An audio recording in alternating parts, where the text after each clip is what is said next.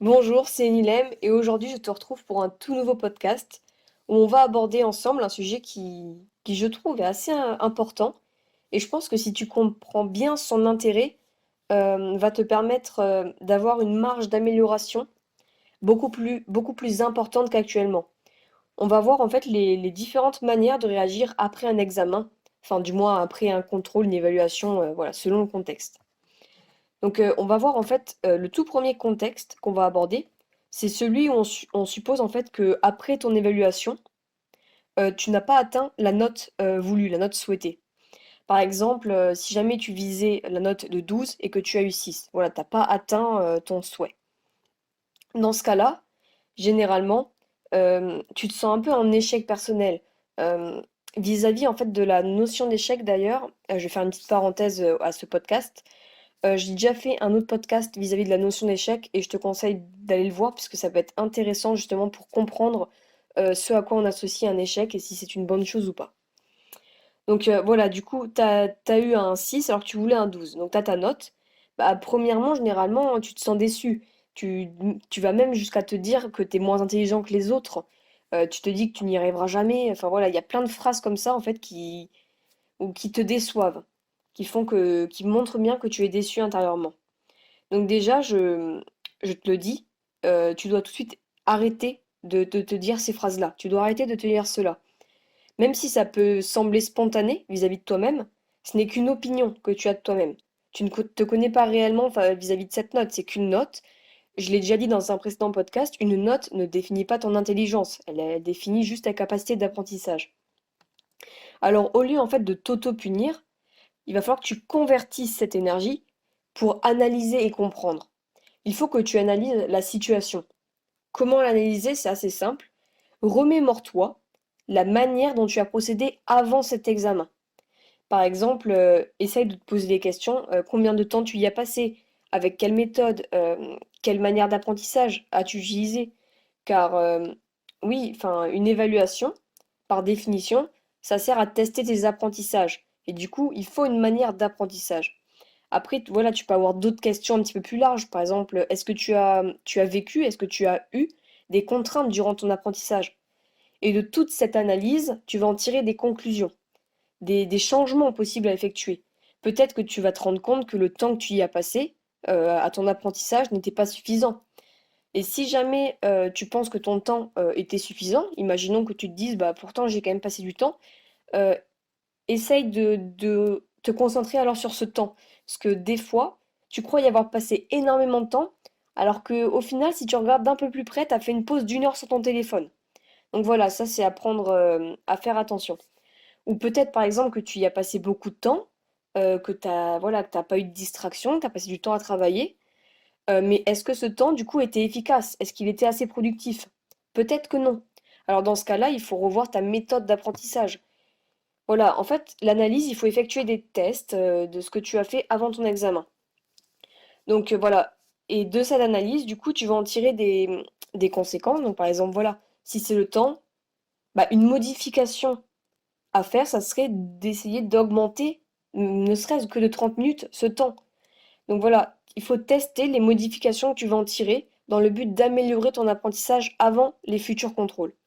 Alors teste-toi du coup avec un nouveau processus. Si le premier processus, tu as eu ta note, tu as eu un 6 au lieu d'un 12, c'était un échec pour toi, bah change le processus et regarde si à la prochaine évaluation tu t'en sors mieux. Idem notamment si tu te rends compte que tu as subi des contraintes dans ton apprentissage. Je sais pas, ça peut être, on va essayer de prendre un exemple, ça peut être par exemple trop de bruit, ce qui entraîne généralement un manque de concentration. Alors dans ce cas-là, voilà, tu as analysé que tu avais vécu un, un apprentissage trop bruyant, du coup avec une diminution de ta concentration. Donc du coup, il va falloir que tu trouves des moyens pour supprimer ou du moins atténuer cette contrainte. Si on reprend l'exemple précédent vis-à-vis d'un environnement où tu es contraint à du bruit, alors essaye de changer d'environnement.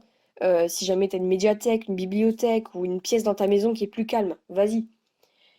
Il faut aussi arrêter de penser toujours à ta note, à ton résultat, et par conséquent d'en déduire un échec.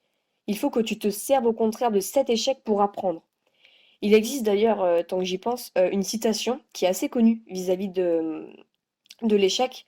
Il me semble, si je ne me trompe pas, qu'elle provient de Socrate et elle dit La chute n'est pas un échec. L'échec, c'est de rester là où on est tombé. Cette citation, elle est hyper intéressante, je trouve, car elle te montre bien que le plus important, c'est de rebondir. Voilà, de rebondir après ce que tu crois être un échec. Il faut en tirer profit. Alors que si tu restes focus sur l'échec en lui-même, tu n'arriveras jamais à progresser, à passer à travers. Il faut en tirer des bénéfices, il faut rebondir. Alors, comme le dit Socrate, après ce que tu considères comme un échec, il faut que tu te mettes en mouvement. Et ne reste pas centré sur cet échec, ne reste pas centré sur ton 6. Voilà, tu as eu un 6, c'est un fait. Passe outre et essaye d'assurer les prochaines notes. Par conséquent, si on revient au contexte du coup scolaire, il faudrait inverser euh, ce processus automatique que tu as habituellement et qui t'empêche de passer à autre chose. C'est-à-dire l'habitude que l'on a à rester focus sur par exemple notre 6 au lieu d'un 12. On voulait un 12, on a eu un 6. Bah, pendant une semaine, on va se dire non, c'est énervant, j'ai eu un 6, je visais un 12, je suis nul. Voilà, faut passer vite à autre chose pour se mettre en mouvement. Donc voilà, et ce mouvement, euh, d'abord tu vas analyser ton chemin, et ce chemin, cette analyse va amener du changement dans ta manière de procéder. Autrement dit, dans la route qui t'a permis d'aller à ton évaluation. Ton examen, là où tu as eu un 6, il est fait, il est fini. Il est en acte, il est achevé. On ne peut plus agir dessus. Ta note, c'est ton 6, elle ne changera pas. Alors que les futurs examens, eux, ils sont encore en étape de développement. Ils ne sont pas faits, ils ne sont pas passés. Alors c'est sur les futurs examens qu'il faut que tu agisses. Donc tu vois, tout le temps que tu te passes à te rabaisser, à te morfondre devant ta note, eh bien on va faire une petite expérience de pensée, d'imagination. Imagine, voilà, tu prends ce temps que je considère du coup comme perdu, inutile, entre tes mains. Tout le temps où tu te critiques en disant que tu es moins intelligent que les autres, que tu es nul, tu le prends entre tes mains et tu le jettes. Tu le jettes le plus vite possible. Tu as eu ta note, ok. J'ai ma note, je peux rien faire, c'est fini, c'est comme ça. Je passe à autre chose. Et ensuite, du coup, ce temps, tu le remplaces, tu prends cette énergie, l'énergie en fait qui fait que tu n'es pas content vis-à-vis de ta note, tu la prends et tu la transformes. Tu la transformes en une analyse. Pourquoi tu as eu cette note? Et de ce que tu vas trouver dans cette analyse, tu vas en avoir des conséquences, des changements à appliquer qui peuvent te garantir des futures notes qui te semblent mieux en fait pour toi. En gros, tu jettes le regard néfaste que tu as sur ta note et tu le remplaces par un regard sur la route qui te mènera à ta future note. Et de ce nouveau regard analytique, tu vas en tirer des conséquences, des modifications à faire. Tu vas agir. Donc voilà, bien évidemment, j'ai exposé cette réflexion vis-à-vis des études, mais tu peux l'appliquer à des domaines beaucoup plus larges. Pour ma part, je l'applique par exemple également beaucoup dans le sport. Le sport, c'est un domaine qui peut être très chiffré. C'est un domaine qui est notamment assez chiffré, avec des temps, des distances, des mesures, voilà, des longueurs, des mètres. Mais parfois, on a tendance à trop se fixer sur ces chiffres et non sur la route pour y arriver, pour les atteindre.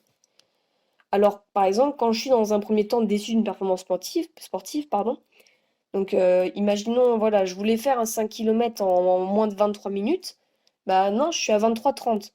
Bah au lieu voilà, d'être déçu par rapport à ce chiffre, bah je me force à ne plus regarder mon résultat, qui ne me provoque de toute façon que des regrets et de la déception, mais je cherche pourquoi. C'est-à-dire, je regarde qu'est-ce qui n'a pas été dans ma préparation et qu'est-ce qui a fait que voilà, j'ai pas atteint mon objectif.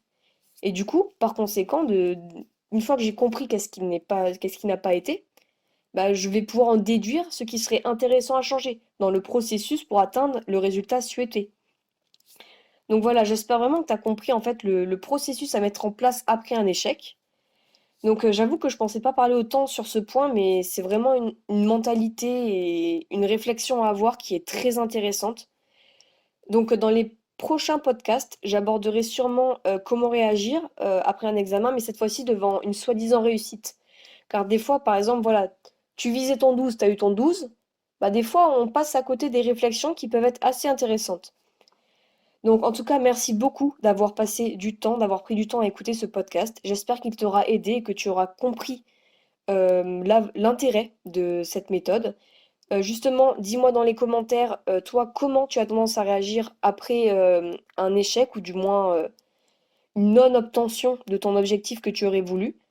Et dis-moi si tu appliques déjà cette méthode et si elle marche, si elle fait effet. N'hésite pas aussi à partager ce podcast à des amis qui ont trop souvent un sentiment de culpabilité après justement une note qu'ils n'ont pas voulu. Et n'hésite pas à t'abonner, ça me soutient énormément, ça me fait très plaisir de voir que voilà, ça vous intéresse et que j'arrive à faire passer des messages importants à travers ces podcasts. C'est mon but en tout cas. Je te dis tout simplement à la prochaine et merci encore d'avoir écouté.